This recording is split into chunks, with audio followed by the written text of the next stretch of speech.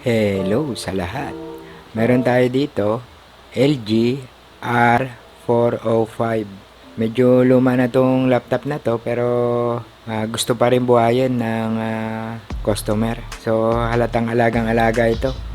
Makinis pa. Ang issue nito, kapag nakakonect yung charger niya o ikinonect yung charger niya, meron siyang ilaw pero hindi siya nagpa-power on. Ngayon, susubukan natin ito kung maayos pa natin. Tara, at simulan na natin! Ang una ko na ginawa, chinek ko muna yung voltage ng adapter o ng power supply. So, normal yung rate ng power supply. Ang next ko naman na ginawa, nag-basic muna ako. So, pinrest ko yung power button ng walang adapter, ng walang battery, ng around 30 to 40 seconds. Then, ang resulta, negative. Ang next na gagawin ko, babaklasin ko na para ma-check yung motherboard.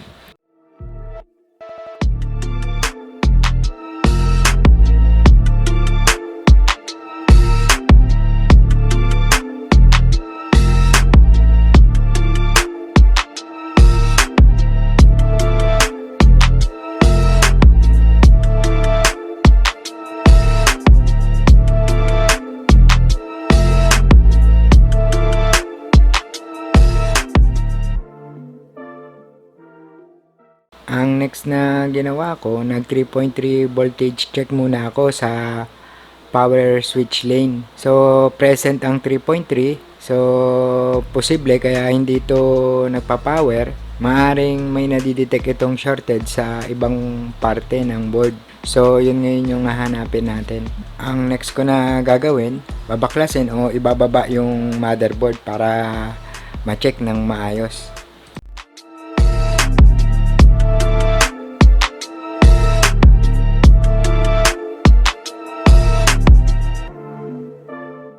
Ang next na ginawa ko, nag-voltage inject ako, then ginamitan ko ng thermal finger sensor.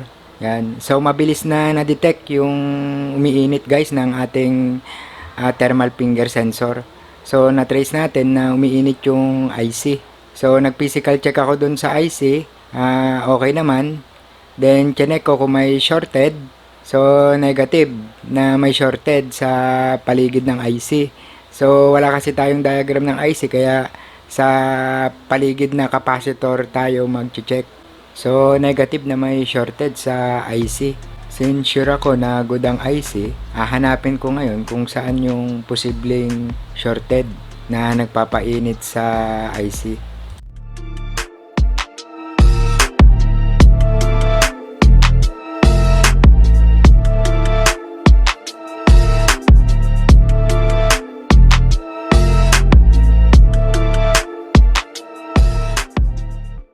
Ito yung nakita nating problema.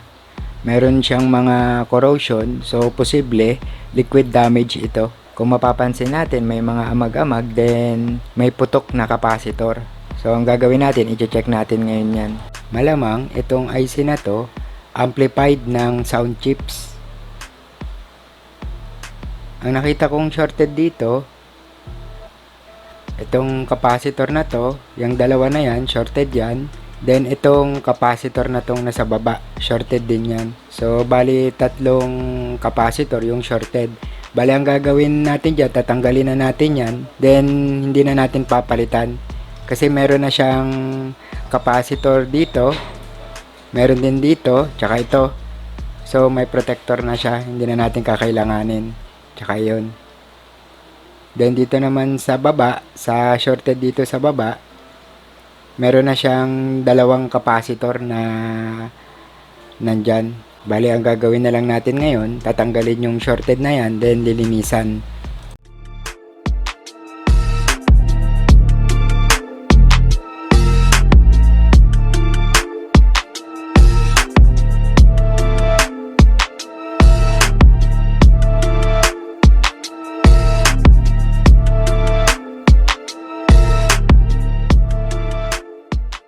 After na matanggal yung capacitor na shorted, then malinis, double check naman kung may shorted. So, wala na itong shorted.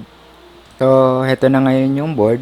Hindi ko na iniwan yung dalawang capacitor na shorted sa taas kasi wala tayong paglalagyan. Bali yung sa baba na lang yung naiwan. So, bali ang gagawin natin ngayon, i-testing na natin. Pagka salpak natin ng power supply, check ko kung umiinit yung IC. So, negative nang umiinit. Then, ang next na ginawa ko, sinukat ko kung may pumapasok na supply. So, meron na. Meron na siyang 5 volts.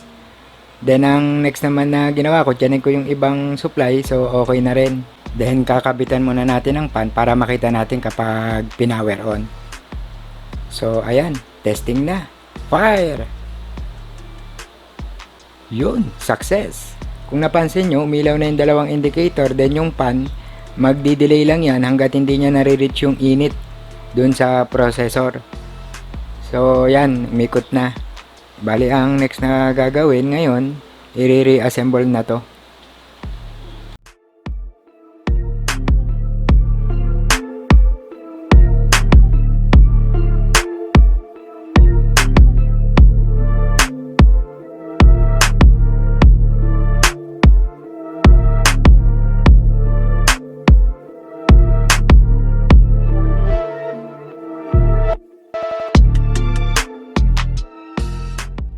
So, hanggang dito na lang muna, mga guys.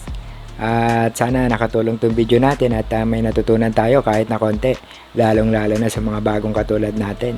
At hi and hello na sa mga tropa, sa mga master, sa mga nagla-like and share, sa mga nagsasubscribe, sa mga tumutulong, sa mga nagdo-donate, sa mga master na nag-upload ng mga totoong impormasyon, pati na rin sa mga nagtitiwalang magpagawa sa atin. Thank you sa inyong lahat. At kung kayo nga pala ay taga Balayan, Batangas, meron tayong kasamahan na nagre-repair din dyan. Ito yung impormasyon niya at malaking tulong para sa kanya ang bawat ipapagawa nyo. So, yun lang. Okay na to. Okay.